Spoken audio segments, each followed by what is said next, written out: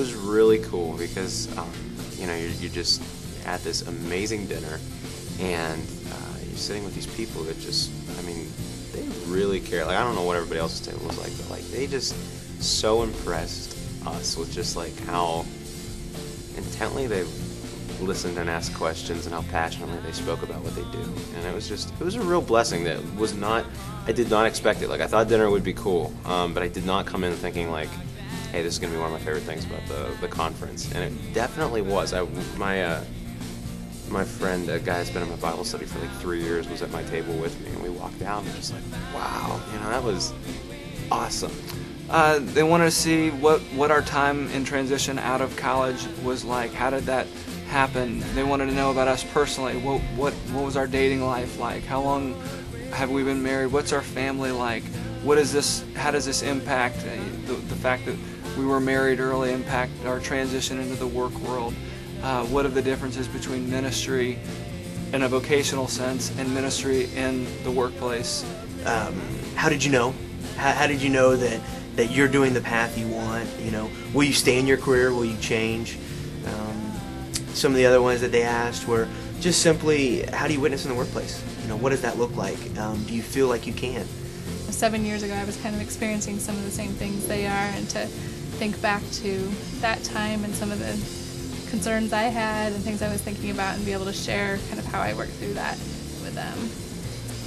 The reason we came back this year was that last year was a real positive experience for us, and we saw the value of being able to provide some input, to give input into students' lives, and to be able to answer some of their questions. And so we wanted to take the opportunity to do that again, and the Lord's blessed us to be able to have the resources to be able to do that. So that was a good way of giving back. I mean, at home, I don't talk about these things with my parents at the dinner table. So I think it was just really a really neat and humbling thing to realize that these people who we don't even know were willing to pay this money and to sit down and really care just about what the Lord's doing in our lives and what direction He wants to take us. You know, I think the opportunities that you have to really reach out and touch the students, to as you know, as someone said earlier, to really go back to that age and to know there are no second chances in life, and to have the opportunity to have a second chance through these students, to be able to tell them,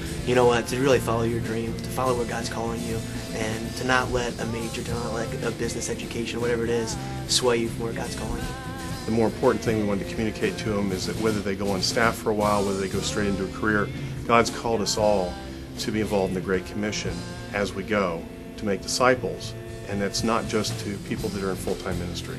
And so they need to be a missionary whether they go into a career, whether they're going staff. What kind of atmosphere? I would say that this dinner is it's a lot like what I remember college experiences being. There's a lot of activity, there's a lot of noise, but that's just because there's a lot of conversation. You know, when you feel like there's so many options, you're coming out of college and you don't know what it is you want to do. Never mind what you think God wants you to do. And then just hearing their stories really uplifted me and gave me that sense that I gotta trust God.